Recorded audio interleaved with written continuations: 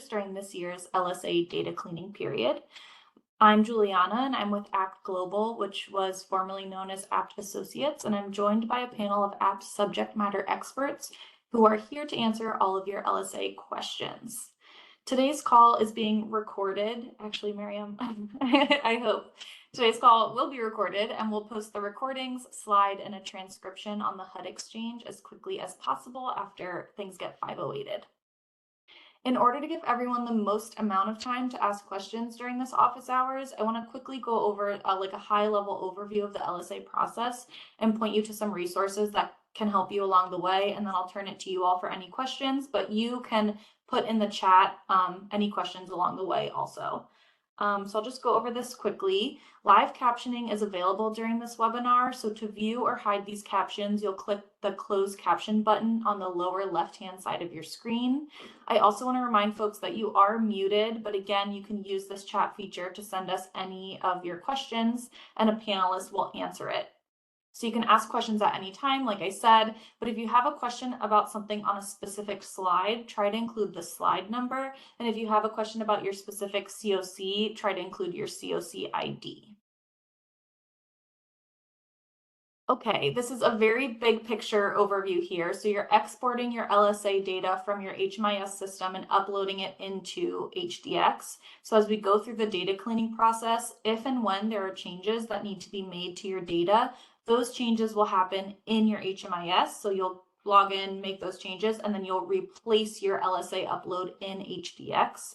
Replacing your upload can happen several times throughout the data cleaning process, and we'll look through that process briefly.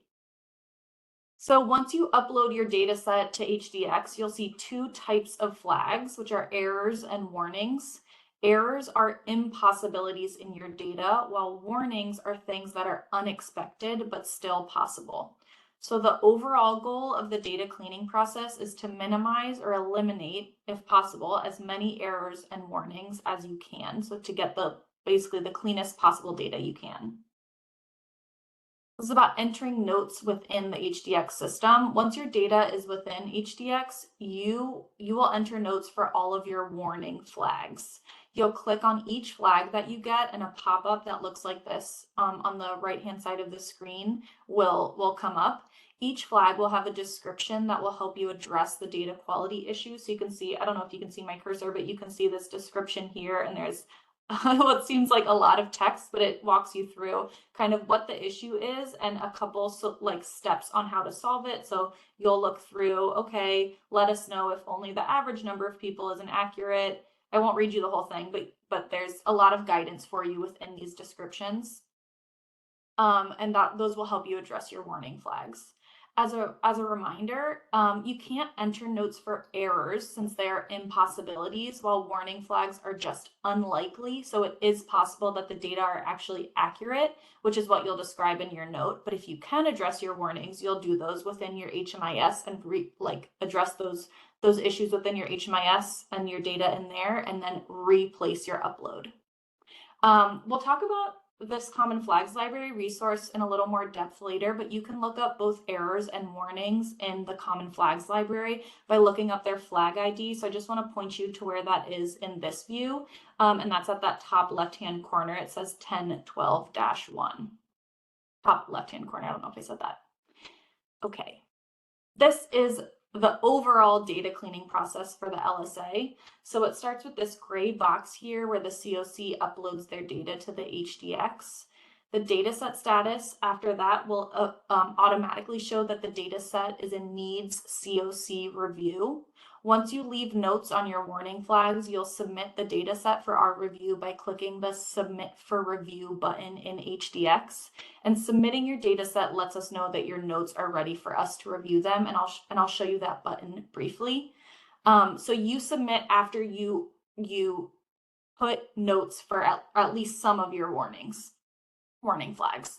Once your data review team reviews and responds to those warning notes, they'll send the data set back to Needs COC Review to indicate that it's back in the COC's court.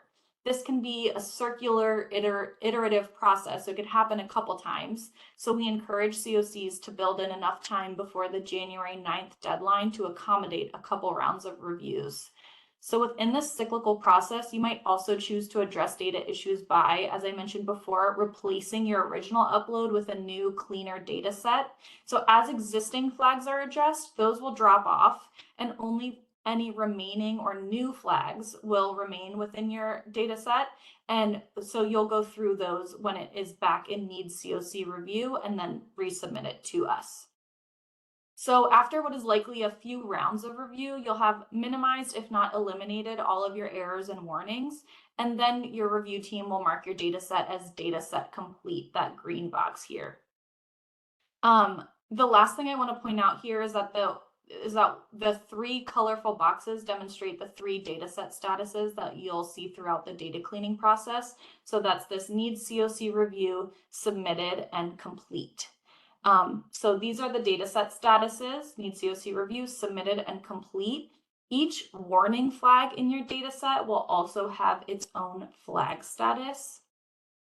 So these might seem like a lot of flag statuses, but we hope they're fairly self-explanatory and make it clear that if there is a next step, what it is and who is responsible for taking it. So the default status is note required. So once your data set is generated, all of your warning flags will have a note required status, and that's telling COCs that you need to enter a note for your warning flag. Then when the COC adds notes, it'll show COC added notes, review team assessment needed. So once the COC submits that data set for our review by clicking that button, these are the notes that the review team will respond to and will know to respond to because you've submitted your data set.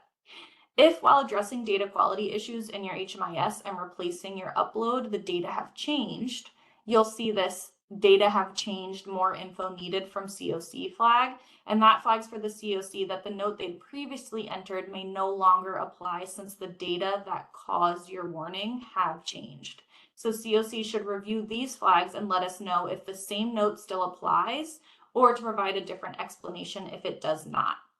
And so we do ask COCs to leave a note either way.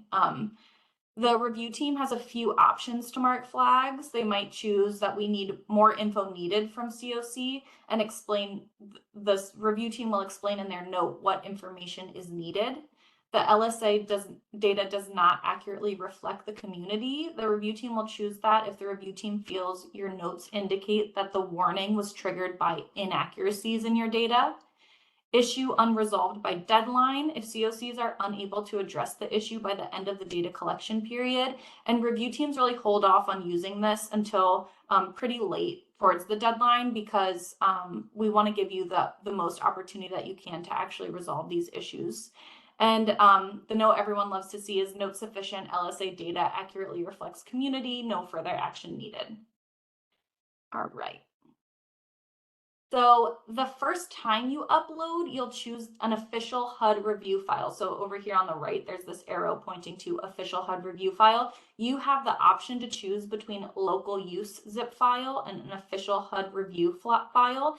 And we can only review official HUD review files. We cannot review local use files. So please upload an official HUD review file. I also wanted to talk to you about upload errors.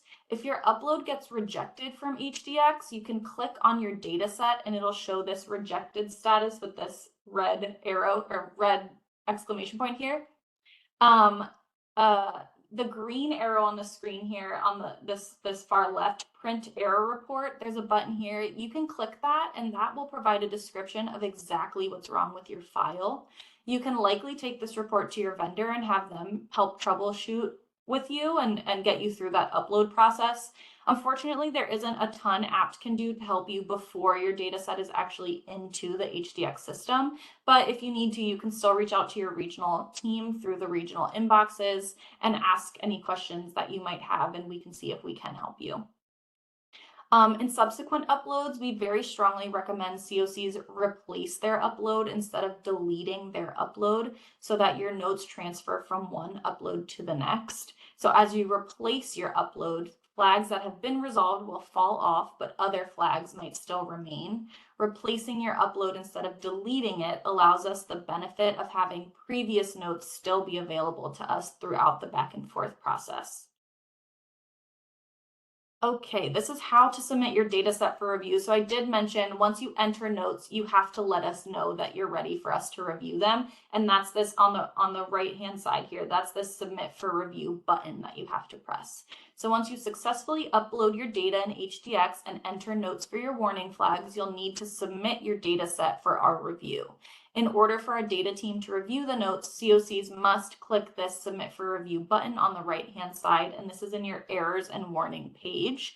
Clicking this button lets our team know that the data set is now in our court instead of yours. So COCs are more than welcome to review just a portion of your flags and then send it for us to review, but just know that once you submit for review, you won't be able to add any more notes while it's with the review team. So the review team aims to take about 2 days to get notes back to COCs. So that's reviewing your notes and responding if any information is needed. That's changing those data set. That's changing those flag statuses that we just talked about. If you need more information, if it's accurate. So as more COCs submit their notes for our teams to review, it might take a little longer than those 2 days, but we always aim for 2. So we encourage you to do this as early and as often as needed to give yourself enough time throughout this LSA data cleaning process to get through all of them. Okay, this is a quick reminder about PII. We know you're all very cognizant of PII, but we just want to like just a quick reminder for everyone that PII can include HMIS client IDs in addition to name, date of birth, and social security numbers. So please don't include any of these pieces of information that could be used to personally identify someone in any of your notes, emails, or screenshots, both in the regional inbox or within the HDX when you're entering notes. I just want to point to a resource that you can use for any current issues. So you can find current and resolved issues on our Weebly site. So this is the website, and someone, if they could drop the link in the chat so that you all can have it. I keep it as a bookmark on my main browser, so it's easily accessible. So as of yesterday, the 7th, warning flags 906 through 922 are not pulling in the HIC data. So they're currently displaying 0 beds for the 2023 and 2024 HIC variables. So our team is working to resolve this issue, and once resolved, will be posted as resolved and what the resolution is, and if there's any next steps that affected COCs need to take, we'll post that in the Weebly. So we keep the Weebly as up to date as we can as we hear of new issues, and we test them and ensure that they are truly issues. If you think anything in your data is showing up incorrectly, please reach out to your review team through your regional inbox so we can continue to investigate and make this process as smooth as possible. So I want to go through the timeline very briefly. We officially launched this Monday, November 4th. And just like last year, we've set up some interim benchmarks to help guide COCs through the data cleaning process. So by November 13th, that's next week, we encourage all COCs to have had a successful upload, and actually many of you have already done so. Uploads, again, must be official HUD review files and not local use files. By December 12th, we encourage all COCs to have made a first pass at addressing all of their warning flags with a note. By submitting at this time, this will ensure that you'll have heard back from us before this holiday break period. Again, we aim to get back to you within 2 days, but the more COCs submit, the longer wait times you might experience before getting responses to your notes. So we encourage you to submit and go through your data as early as you can. These are our holiday break periods. It'll be this Monday, November 11th, then December 23rd through 31st, and then again January 1st.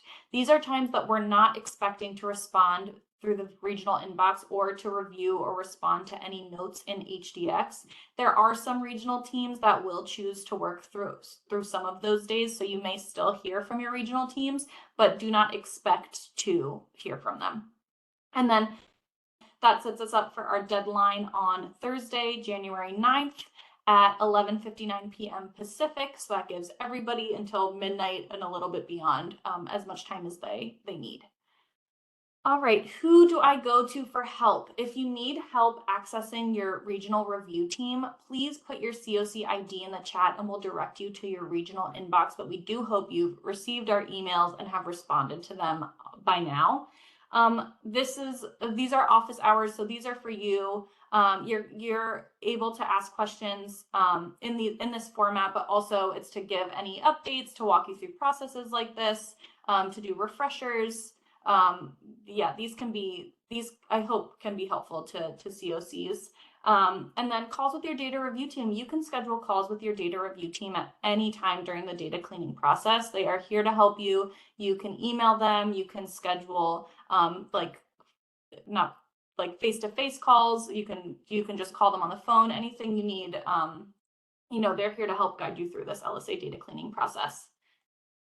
Here are some resources. I want to direct people who may be new to the LSA process to last year's first LSA office hours recording. It goes into even more detail about the LSA process than we did today. It has like an HDX demonstration, an EVA demonstration.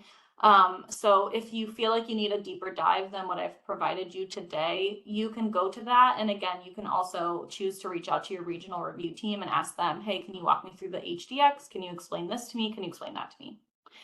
We also have plenty of resources available, including the LSA submission guide, which we hope will be especially helpful in the first week or so. That can help you change your contacts, especially your primary and submitter. It can help you troubleshoot some uploading issues and talk through like where to find your print error report and stuff like that. The Common Flags Library is an Excel spreadsheet that lays out flag descriptions, possible causes, and links resources for over 150 errors and warnings. The Common Data Quality Issues document summarizes guidance from the HMIS data standards on frequently occurring data quality issues, and that document is based on LSA flags that we've seen over the years. EVA is an open source web-based tool that uses a hashed HMIS CSV export. EVA wasn't designed for LSA specifically or any other federal ports, but it can be used to assess the accuracy and completeness of the data collected within your HMIS. And we have our resident EVA expert here, Victoria, answering questions in the chat. Okay, that was maybe a lot of information that we threw at you. So I'm going to stop here and I'm going to stop sharing and start looking through some of your questions. And then if any of our panelists want to reach out verbally and answer any questions, that would be fine too.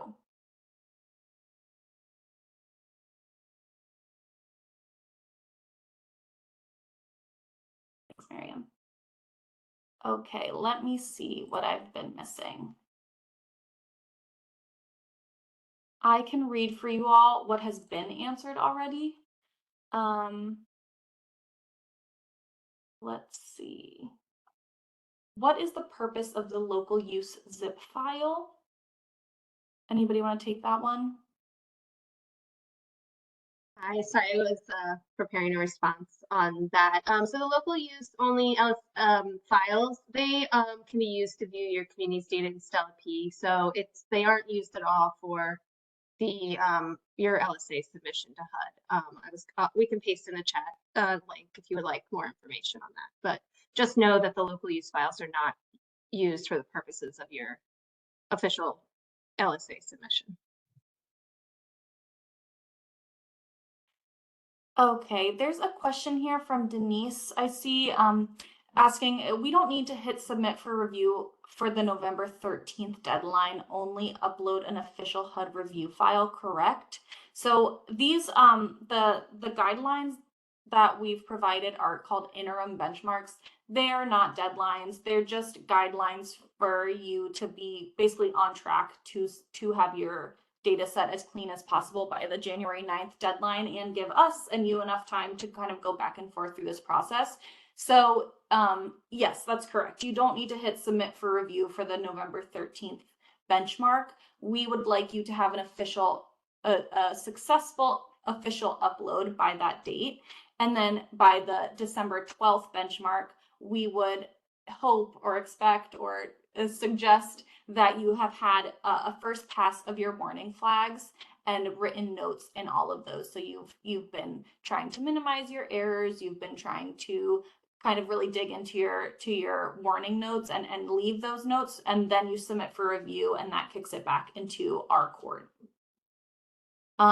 There was another question, when can I begin entering notes? You can enter notes now you can enter notes. If you have uploaded your data set, it's an official HUD review file, it's uploaded, we got it, you can access it in HDX, you can go ahead and start responding to flags as soon as you can. And then once you have either a subset of flags that you want us to review, because maybe you're going to step away for a couple days, maybe you have something else that you need to focus on for a couple days, you can submit that even if you haven't gone through all of them.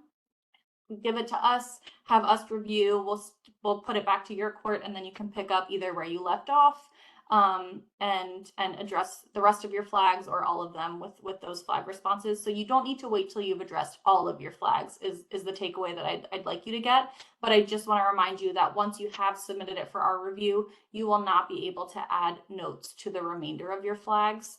So just kind of plan accordingly. You will still be able to see your data set though. Do notes get overwritten when you replace an upload? Do notes get overwritten when you replace an upload? Could you clarify what you mean by overwritten? So if you replace an upload and you have the same flags generating based on similar data, actually, I don't want to trip over my words, so I might have someone else respond to this. But yeah, I can respond. Yeah. Yeah, hi, this is RJ Dela Cruz. Yeah, your flag notes should not be overwritten or lost when you replace your upload. That's why we really want you to replace your uploads and not delete and upload brand new, because there's really no benefit to that. The benefit comes from replacing your upload, having your notes come along for the ride for any flags that remain that are sort of duplicates from the previous one. So please replace. Do not delete. There's no benefit to deleting. Just please replace that upload. That way your notes remain.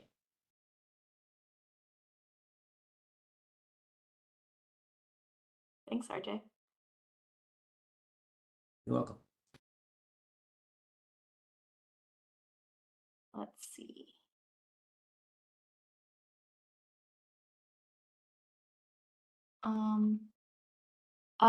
Let's see, Aaron, you said that you couldn't quite hear Melissa. Melissa's gonna write you, we'll send you a written response about the local use zip files that you have it written down.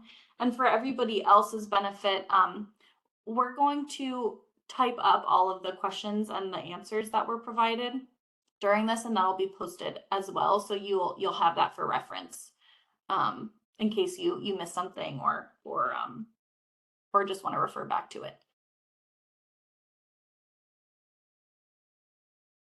Let's see.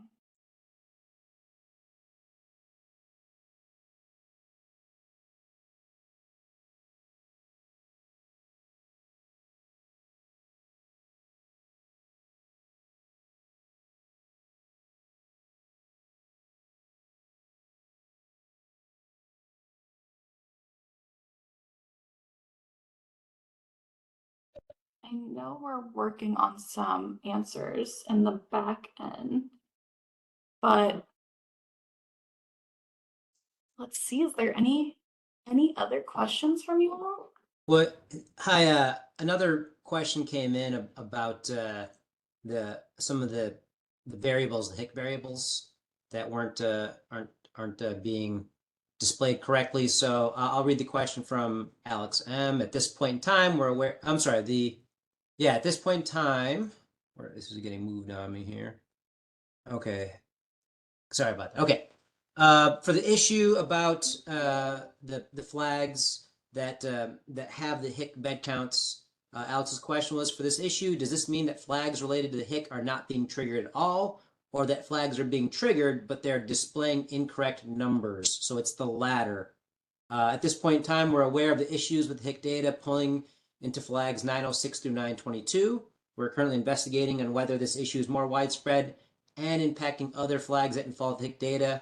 So we do want you to check on Weebly for any updates. But for that sort of subset for now, from what we can tell, it's just that they are triggering correctly. It's just the reference data, the HIC bed counts showing up as zeros. That's clearly incorrect. So we're working on that. But if they're being triggered, it's because of the data issue is actually present, not related to those reference numbers. So thanks, Alex, for that question.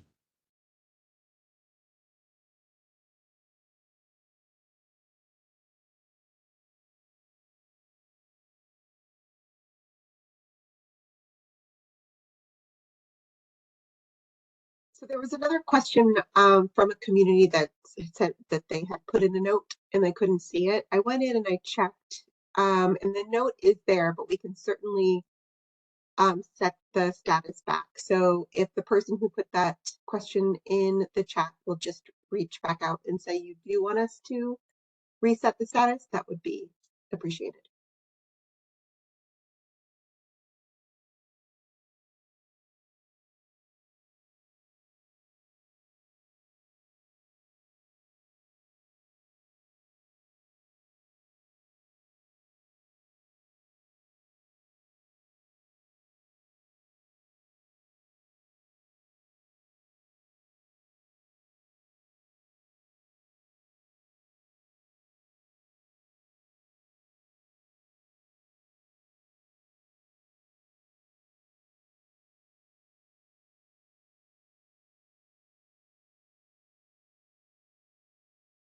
Juliana?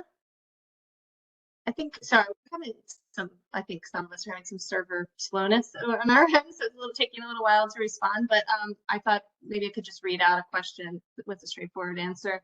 Someone asked if homeless prevention projects should be included. The answer is no. Homeless prevention projects are not in LSA.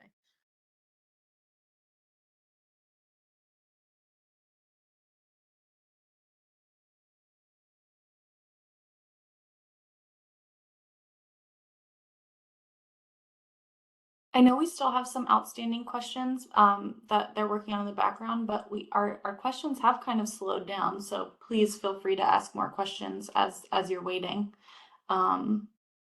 If anyone doesn't know their regional point of contact, we can provide that for you. Hopefully you already do. Yeah, it'll truly any question you can think of. I see a question about a COC's understanding that they have their vendor has an issue with the LSA export and wondering if this is communicated to the AHAR teams.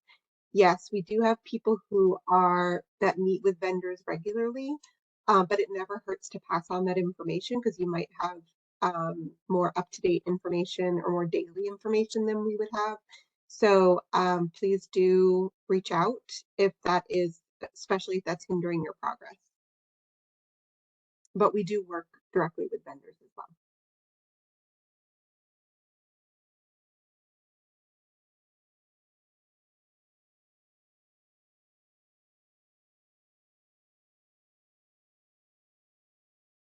I see another question came in that I can sort of read the question and the answer to. Crystal L said they have a specific question. Every year they get an error with HOPWA flag 883. It says you reported that this project received HOPWA permanent housing, facility-based or TBRA funding. If so, the project should be classified as PSH.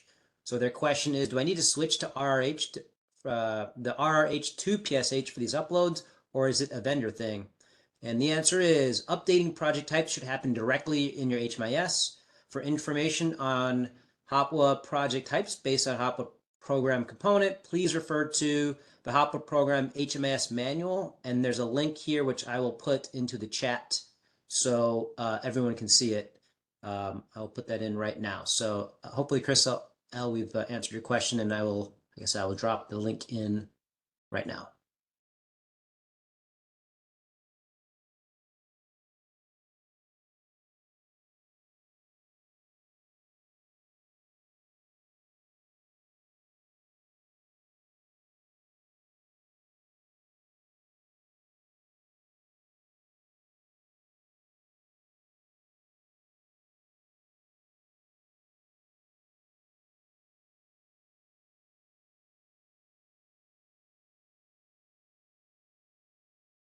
We have another very specific question in the chat about flag 780, which is related to files showing up in your LSA calculated file, but not in your project file. And that's something that you can work with your liaison and your reviewer about.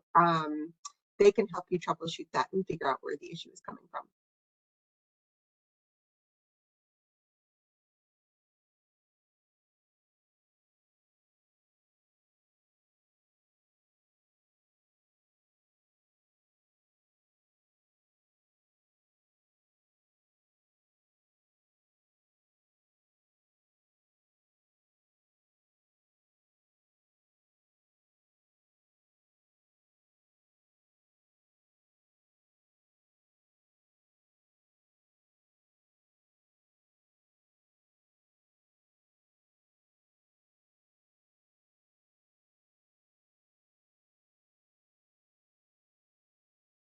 I think we're just waiting on a few more answers for our team. So you still have us for 30 minutes if you want, so keep asking questions. Here's Victoria. I've got a response to the question about flag ID 701. So how can we find the source of this error? And just to let folks know about what 701 is, flag 701 identifies projects that have more households than people. And just to clarify, the question identifies this as an error, but it is actually a warning flag, which means it's possible to have more households than people, right? What that implies is you've got the same people in the project that are forming different households. And so maybe you've got a couple and they join the project together, and then they exit, and maybe one of them comes back on their own, and their household, like they have been removed from their original household and now they are on their own. That's a situation where you would technically have kind of more households than people if that happens across multiple individuals, across multiple kind of household combinations.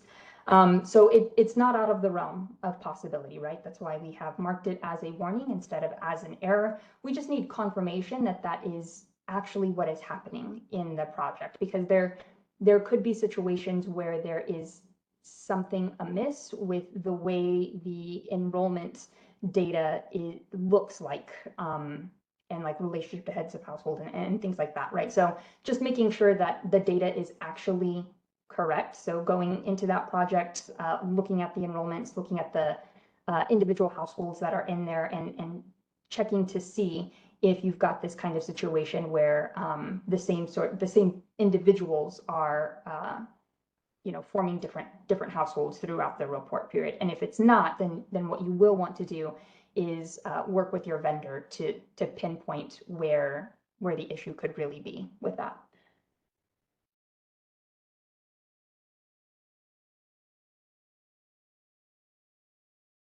Thanks, Victoria. Very briefly, someone just wrote to us, Mark, it looks like, that you need your COC's regional contact. Mark, if you can drop your COC ID, I can tell you, just in the chat, I can tell you who your regional inbox is.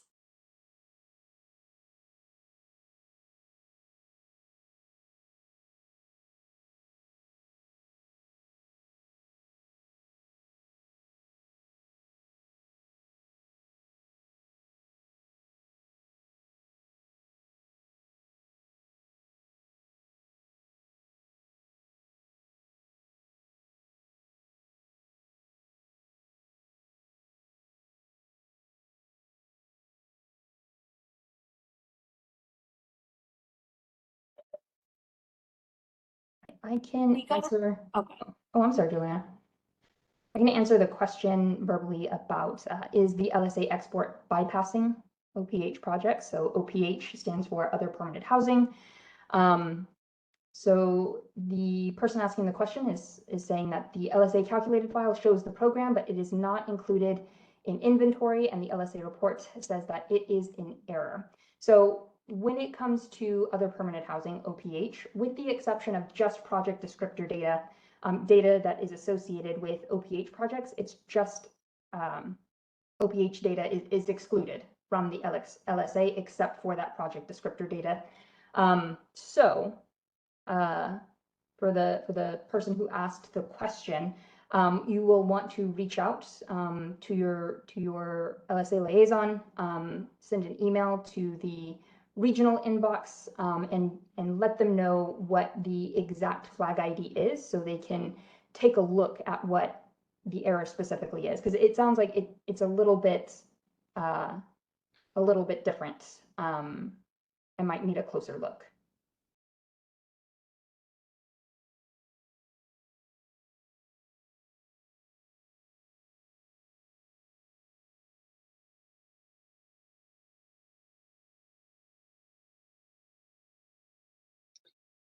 Okay, we got a question about projects that started the year at the HIC on the HIC as PSH and then shifted into OPH in the summer. And so it is showing as an error in their file because it is present in their LSA calculated file, but it's missing from their project file.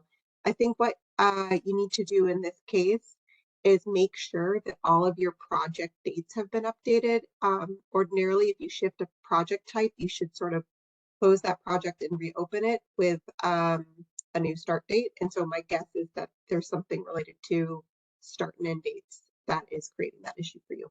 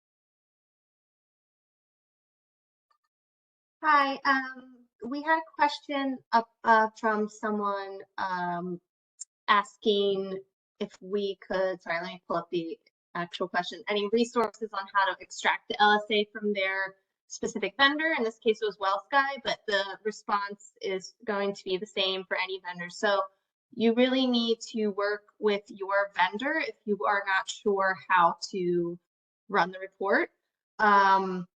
Because we do not, so every vendor is different, every software is different. Sometimes it's one COC software might look different from another's, even with the same vendor. So we wouldn't be able to tell you how to do that, but your vendor should for sure be able to tell you how you can run the report. And if they're not very responsive, please reach out to your regional team email and let us know.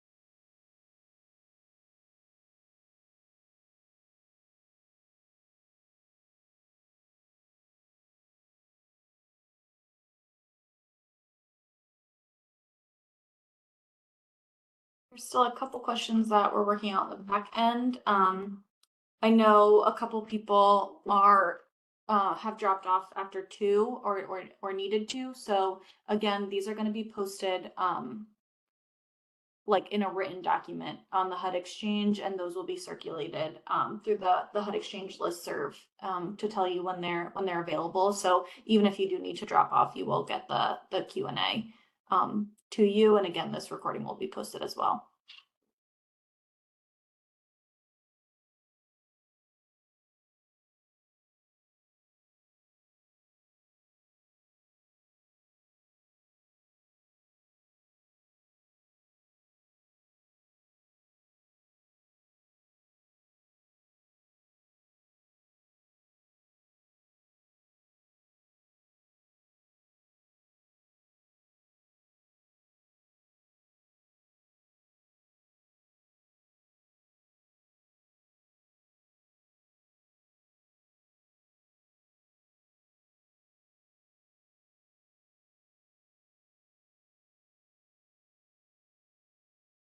I'll just read this out loud in case some people are auditory learners. So Megan just wrote that the HMIS guidance suggests that if you begin operating as a different project type, you should close one project and open it as another project. And she included the guidance there as a link.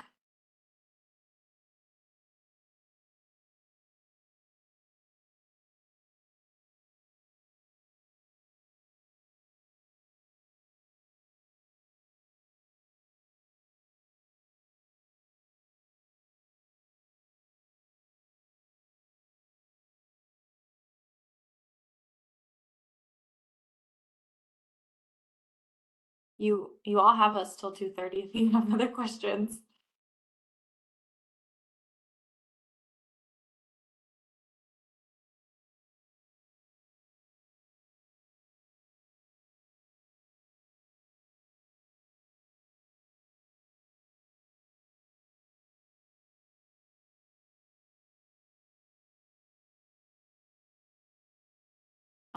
Maybe I'll give it till about 2:15.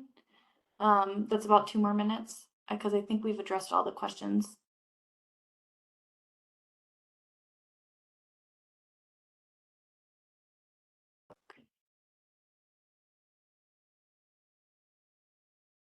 Oh, thanks, Kim. Okay, let's look into that.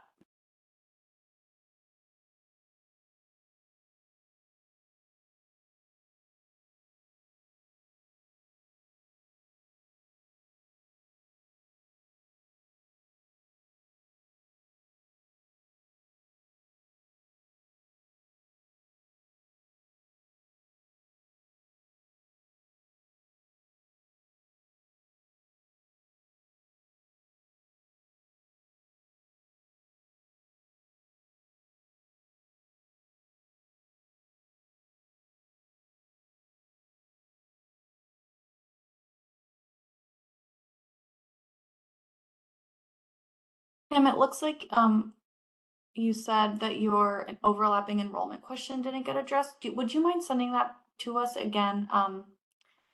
I don't seem to see it. I could definitely be missing it.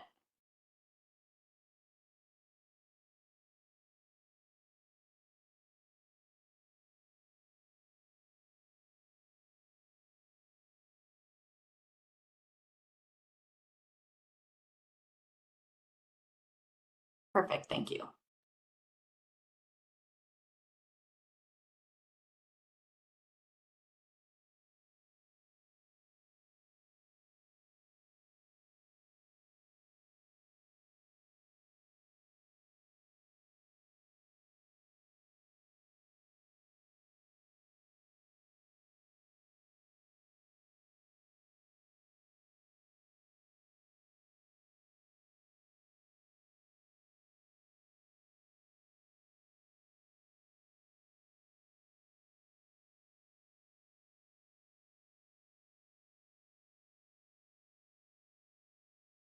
I know it sounds like we're quiet, but I can assure you we're working through these to get you the best possible answer while you're on. So we appreciate your patience.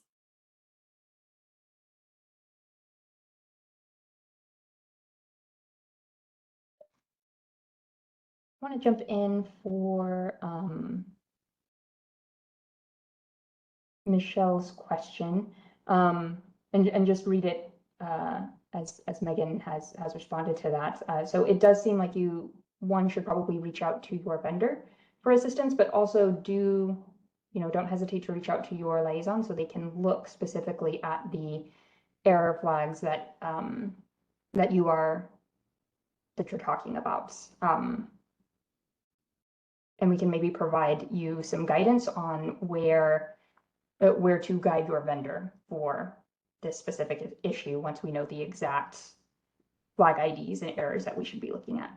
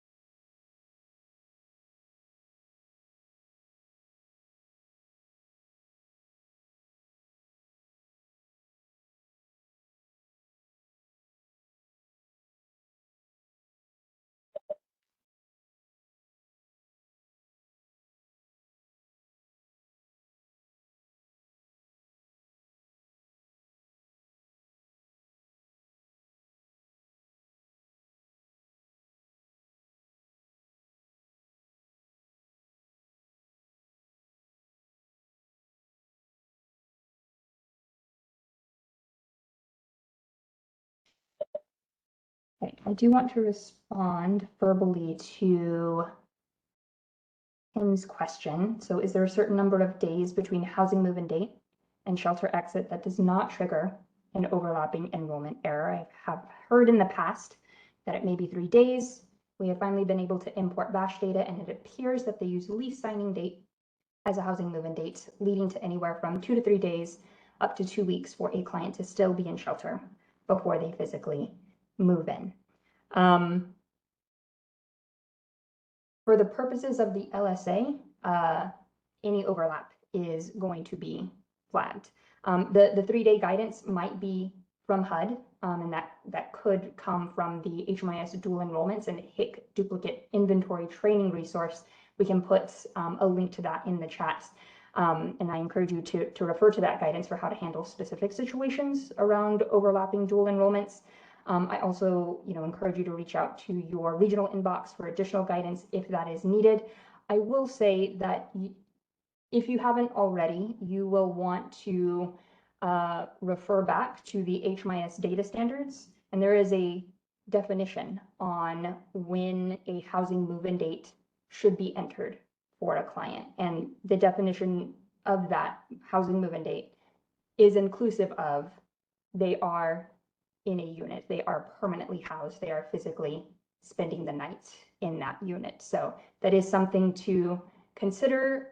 I understand that it is imported VASH data. It might be a lot. I don't know how much data that we are talking about, but I do want to throw that out there that according to the HMIS data standards, that the housing move-in dates as it is currently being used, as you have indicated in the VASH data, I think that probably needs a closer look from you, from your COC, to see if that is actually the correct date that should be entered for those clients.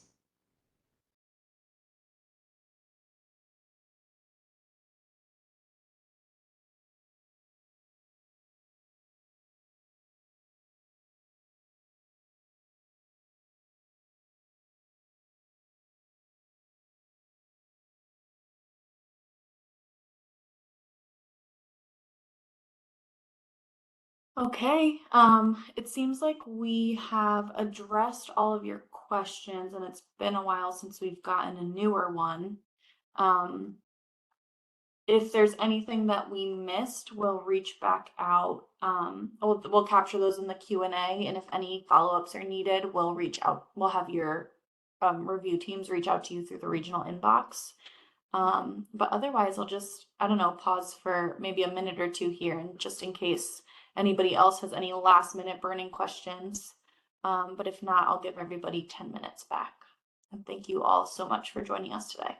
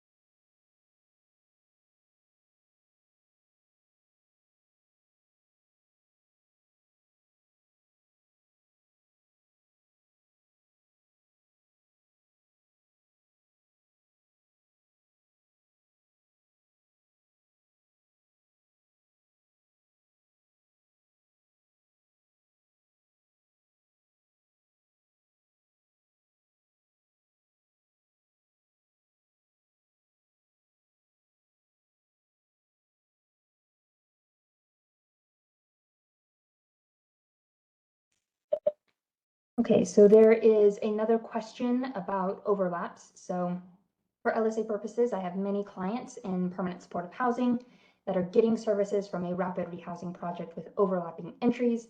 Eva is flagging all of these as warnings. Is this something that I need to be concerned about? And I still think that the resource, the link to the HMIS dual enrollments and HIC duplicate inventory guidance, that is something that you will want to look into. The overlaps between permanent supportive housing and rapid rehousing are in that resource listed as levels 4 and levels 3 of the kind of complexity that these types of overlaps can encompass. There's usually a lot of nuance, right? When you have specifically these types of overlaps, it's not like, a client having enrollments that indicate they're in, 2 emergency shelter projects at the same time, right? That seems more straightforward than this situation here. For the rapid rehousing project, I'm assuming in this situation that the project subtype is set up correctly, such that it is a rapid rehousing project that includes housing and services. So this is a rapid rehousing project that actually houses clients as well as just provides supportive services. If instead this is a rapid rehousing project that only provides supportive services and is not physically doing the housing, it's not paying any rental assistance to any clients, any households, and that's not like listed in the grant agreement. It's not how the project is set up. If that's the case, then you will want to consider, does this actually need to be a rapid rehousing supportive services only type project? But again, it has to meet a specific criteria in order to be counted as a rapid rehousing SSO type project. You will want to refer to the HMIS data standards to get the definition of what that subtype encompasses. And if you find out that the project types are set up correctly, then it is just a matter of figuring out what does that look like in the explanation, right? As much detail as possible as you can give. If it turns out it's not possible to resolve these overlaps, you'll need to be very explicit in your notes as to why that is.